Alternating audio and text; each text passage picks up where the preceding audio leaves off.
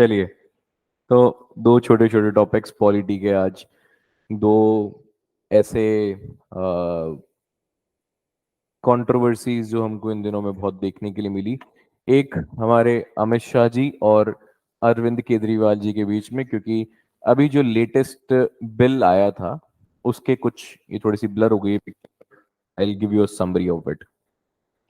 तो अभी जो लेटेस्ट बिल आया था उसमें प्रोविजंस मैं आपको बताता हूं कि ये क्या है। एक एनसीटी टेरिटरी का बिल आया जिसमें कि गवर्नमेंट चाहती है कि कुछ ये प्रोविजंस आए जिससे कि दिल्ली की जो कंट्रोलिंग अथॉरिटी है या एक्चुअल पावर्स जो है वो सेंट्रल गवर्नमेंट के हाथ में आ जाए। अब क्योंकि दिल्ली को एक स्पेशल स्टेटस मिला गया है आर्टिकल 239 ए सबसेक्शन ए के अंदर में, तो उसको थोड़ा सा ओवर पावर करते हुए सेंट्रल गवर्नमेंट ने एक रिसेंटली एक बिल था जो कि एक ऑर्डिनेंस आया था बीच में, उसको रिप्लेस करते हुए यहाँ पे दोनों हाउसेज ने पास कर दिया है पार्लियामेंट के। अब उसमें प्रोविजंस मैं आपको बताता हूँ क्या है।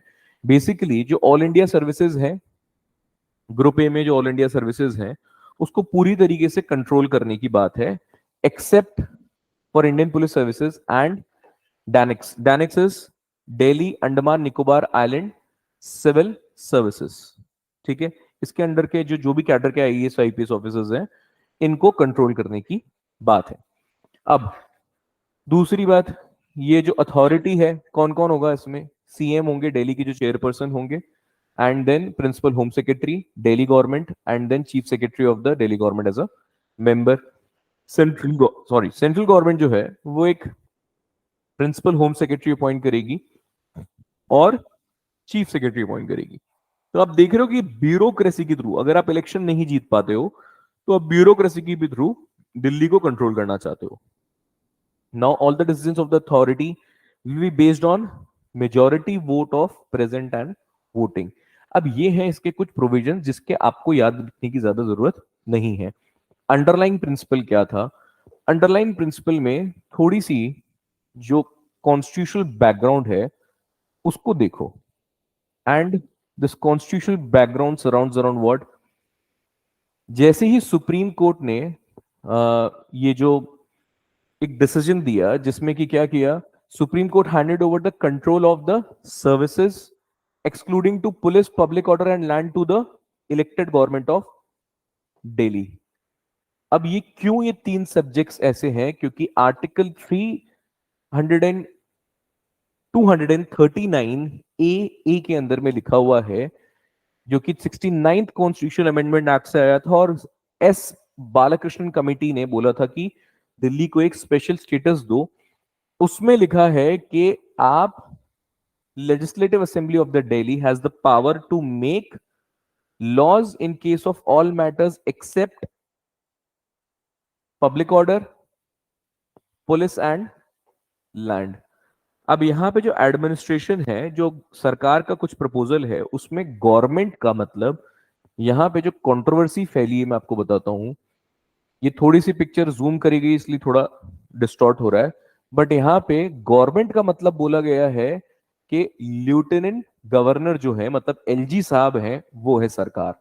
लेकिन सरकार वैसे कौन होती है? एग्जीक्यूटिव। सुप्रीम कोर्ट के डिसीजन को कोट करते हुए अरविंद केजरीवाल साहब बोलते हैं कि ऐसा है, सुप्रीम कोर्ट ने पहले ही बोला है कि एक तो गवर्नर जो भी काम करेगा, मतलब लेफ्टिनेंट गवर्नर एलजी साहब जो काम करेंगे, वो काउंसिल ऑफ मिनिस्टर को एड और एडवाइस से ही करेंगे। दूसरा, supreme court has clarified that the LG does not have real powers और actual powers with respect to the administration.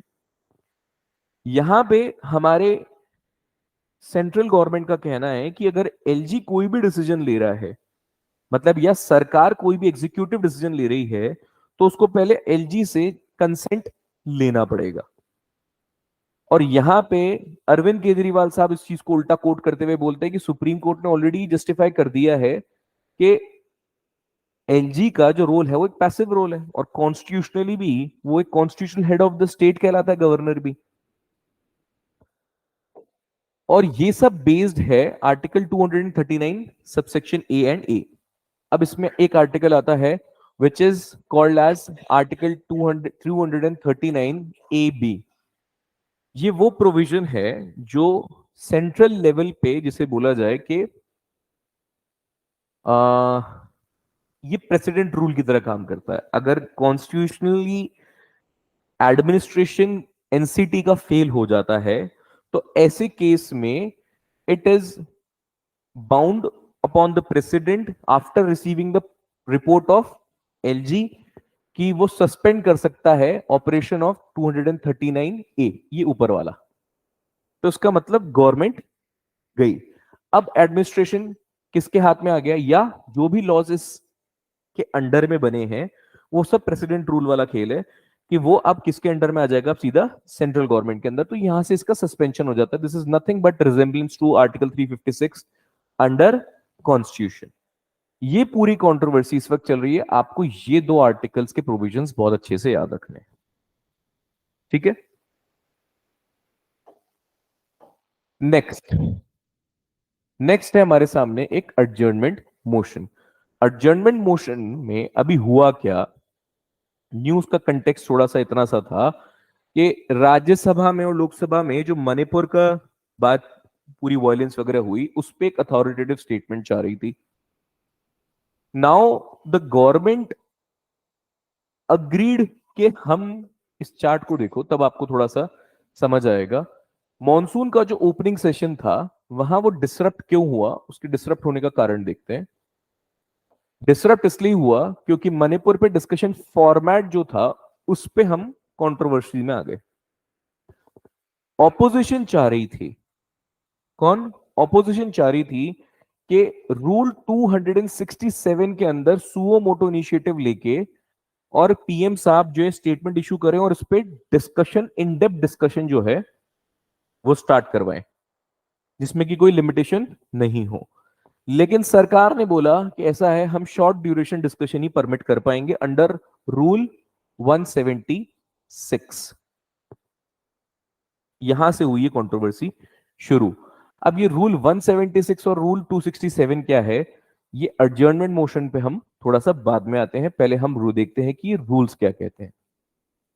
Now these rules, 267 rule में क्या कहता है कि किसी भी अर्जेंट इशू पे, पब्लिक इंपॉर्टेंस का अगर कोई इशू है तो हम उस पर डिस्कशन करने के लिए तैयार हैं। यहां पे आप नोटिस दोगे, कोई भी ऑपोजिशन मेंबर आप नोटिस देता है स्पीकर को या किसको, और जितने भी डेली लिस्टेड बिजनेस हैं उसको हॉल्ट कर दिया जाता है, रोक दिया जाता है। और यहां पे होता है चेयरमैन के कंसेंट से क्या होता है, एक इन डेप्थ डिस्कशन स्टार्ट होता है, ठीक है। Now the chairman can suspend the regular and devote time to address the present pressing issue. तो ये हो गया डिटेल डिस्कशन की बात। फिर हमारे पास में फॉर्मेट में देखते हैं कि 267 में फॉर्मेट क्या कहता है कि जितने लिस्टेड बिजनेस हैं वो सब हो जाएंगे खत्म, वोटिंग दोनों में नहीं होगी और फॉर्मल मोशन कोई भी मूव नहीं किया जाएगा। ये दोनों ही रूल्स में कॉमन चीज है। पर जो शॉर्ट नोटिस के लिए रूल 176 में जिसमें सरकार अग्री करी, वो क्या है कि हम आपको 2.5 घंटे का समय देंगे इस पे बात करने के लिए। ये है शॉर्ट नोटिस। अब इस केस में क्या होता है, आप एक नोटिस देते हो सेक्रेटरी जनरल को, वहां पे आपके पास में दो लोग और होने चाहिए सपोर्ट करने के लिए, एंड चेयरमैन जो होता है वो लीडर ऑफ काउंसिल, या जो, जहां पे राज्यसभा की बात कर रहे हैं तो काउंसिल लिखा गया है, तो वहां से वो जो हाउस का जो लीडर होता है उससे वो कंसेंट लेके एक किसी भी दिन को डेट और टाइम एलोकेट कर देता है कि चलिए इस दिन हम आपसे बात कर लेंगे। लेकिन ये कितने तक का लिमिटेड होता है, 2.5 घंटे से ऊपर नहीं जाएगा, और normal day to day business जो है वो हॉल्ट नहीं होगा। वोटिंग और मोशन यहां भी नहीं होंगे। अब ऐसी चीजों में आप देखो कि असेंशियल कमोडिटी या border dispute with China etcetera etcetera जो इश्यूज हैं, इस पे शॉर्ट ड्यूरेशन डिस्कशन पे ऑपोजिशन मान गई थी। पर यहां पे इनका प्रेसिंग था कि आप यहां पे हमको पूरा डिस्कशन का टाइम दो क्योंकि इशू बहुत बड़ा है। और वहां पे जब डिस्कशन होता है तो फिर सबको ड्रिल कर लिया जाता है जिसके लिए सरकार एग्री नहीं कर रही थी। अब बात करते हैं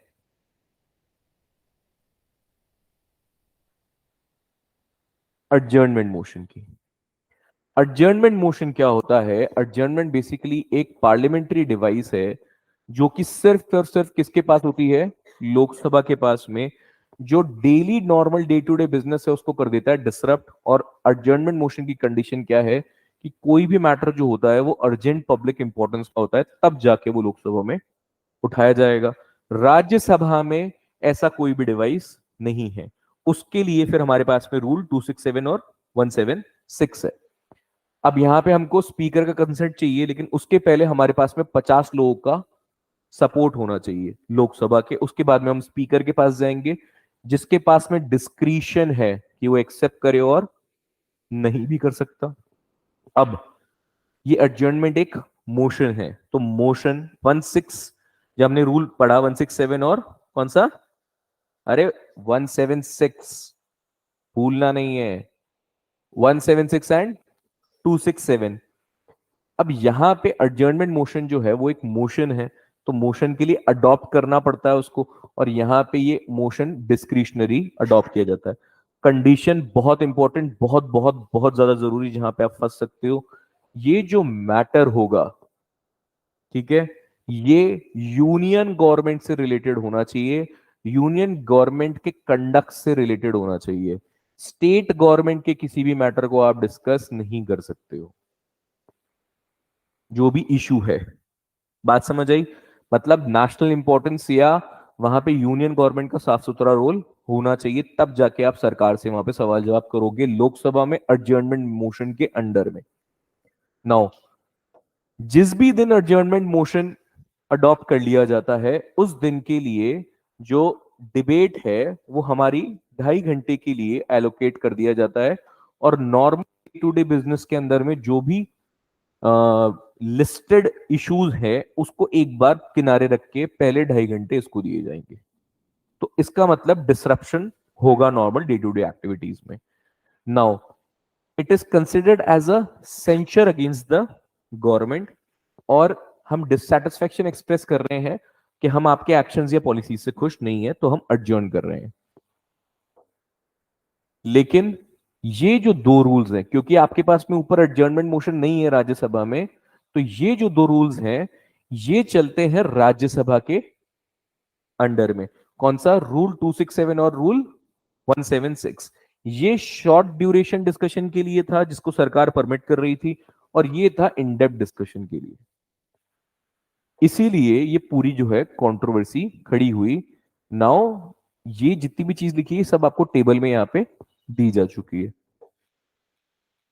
अब मोटा इशू क्या रहता है कि आपको यहां पे एक क्वेश्चन आ सकता है एडजर्नमेंट पे, और दूसरा रूल 267 और 176 के बीच का फर्क, जो कि सिर्फ आरएस में एप्लीकेबल होता है।